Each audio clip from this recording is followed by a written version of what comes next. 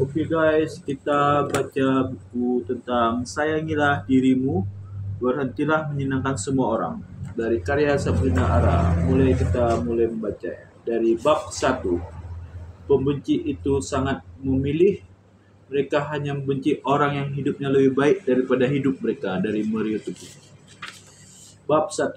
Kadangkala membenci tidak butuh alasan logis. Meskipun tahu bahwa membenci terkadang melelahkan, tetapi banyak manusia tetap menggunakan energinya untuk urusan satu ini. Ada saatnya kita harus berjalan sendirian dalam panggung dunia ini. Orang-orang yang kita anggap sudah sangat dekat bisa jadi sebenarnya dibatasi sekat yang memosisikan diri sebagai penonton dan kita pemainnya. Lalu kita pun harus tetap memutaskan adegan-adegan. Meskipun dalam adegan yang lain, mereka merangkul kita sebagai orang dekat.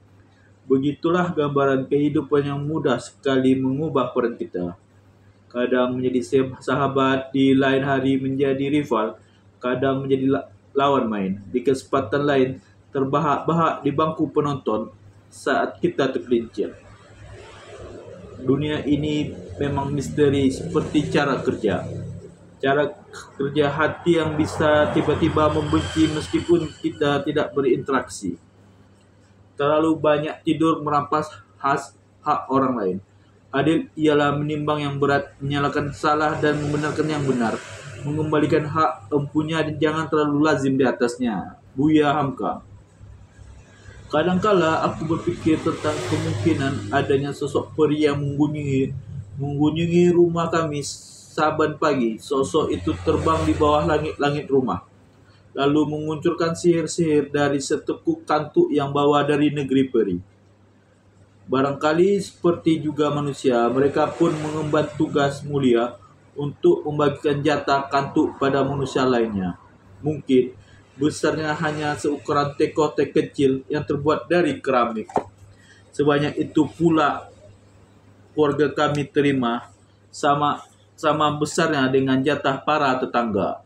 Dari seteko silhir mestinya kita bagi adil kepada setiap anggota keluarga. Anak-anak mendapat jatah lebih banyak sementara orang dewasa menerima secukupnya. Namun kadangkala kita menghadapi situasi yang berkebalikan. Anak-anak yang susah tidur sementara kantuk bergelayut di mata orang tua. Ketika seorang ibu menidurkan anaknya, seringkali terjadi ibu tidur lebih dahulu sementara anaknya kabur bermain. Bisa juga sebaliknya, niat ibu untuk bersama anaknya tidur tiba-tiba saja kehilangan rasa kantuk ketika anaknya mulai terlelap. Kenapa sih? Nak, kamu mau tidur? Kamu malah bangun. Kebiasaan deh anak-anak sudah tidur mau ibu malah terang benderang. Jikapun kebutuhan sang ibu tidur bersama durasinya hanya sementara. Mulai dari itu aku berasumsi sendiri barangkali jatah sihir kantuk teko keluarga tersebut memang tinggal sedikit. Ibarat secangkir sihir, bila ditengok habis oleh ibunya, si anak tidak kebagian kantuk. Pun sebaliknya, namun jika secangkir itu menikmati bersama, wajar efek kantuknya sebentar. Ketika aku sulit tidur, aku juga sering berimajinasi tentang teko sihir. Aku berpikir barang secangkir kantuk jatahku telah dicuri orang lain. Aku seorang lelaki yang mudah sekali tidur. Pagi saat seharusnya membagi tugas sang istri, ia justru pulas menekan tidurnya. Saat pilau talk, bahkan untuk seperti menunggu anak pertama yang belajar. Jatah kantuk yang ia ambil sepertinya jauh lebih banyak dibandingkan istri dan anak-anaknya.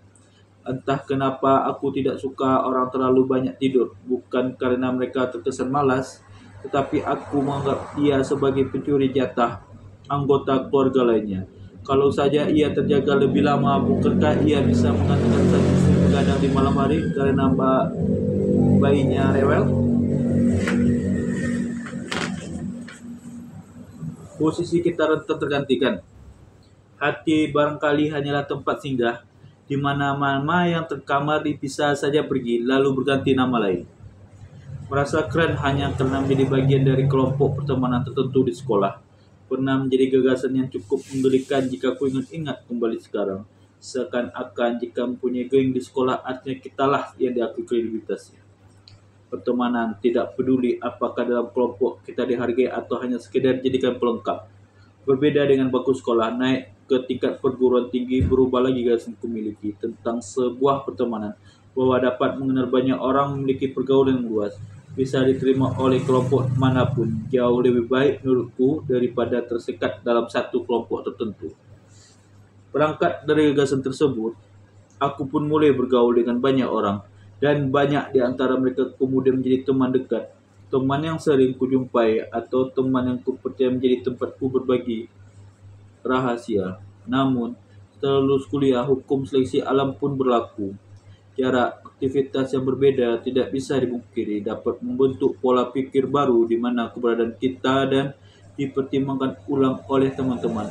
Apa kita layak dipertahankan sebagai orang penting untuk menjadi teman dekat? Ataukah status kita harus berubah menjadi teman lama yang jumpai hanya untuk mengenang masa-masa bahagia di masa lalu? Dalam hidupku, tidak sedikit dari teman-teman yang dulu kusebut sebagai dekat berubah menjadi orang asing, yang bahkan nomor telepon pun tidak kumiliki. Sementara orang asing yang tidak pernah muncul di kehidupan terdahulu kini masuk menjadi teman dekat. Dan bukan mustahil orang-orang yang dekat sekarang kita sebut sebagai teman lama kemudian menjalin kedekatan dengan orang-orang dulu sempat begitu jauh dengan kita. Kadangkala aku merindukan masa-masa terbaik dengan mereka, namun jika pada kenyataan sedang kuhadapi bahwa posisi kita tak mungkin abadi di hati orang lain, aku pun harus memakluminya. Hanya saja entah kenapa rasa tergantikan yang sebenarnya wajar ini terkadang hadir untuk mencubit sisi egois manusia, bahwa kita tidak suka posisi yang dulu begitu hangat itu ditepati orang lain, dan bisa saja kita pun akan menjadi sasaran kebencian orang lain yang menganggap kita telah berebut posisi mereka. Jika sudah begitu, kita tidak punya kuasa mengatur hati orang lain yang tidak menyukai kita, bukan? Dan itulah bab 1. Mungkin besok kita lanjut ke bab 2-nya. Oke, terima kasih.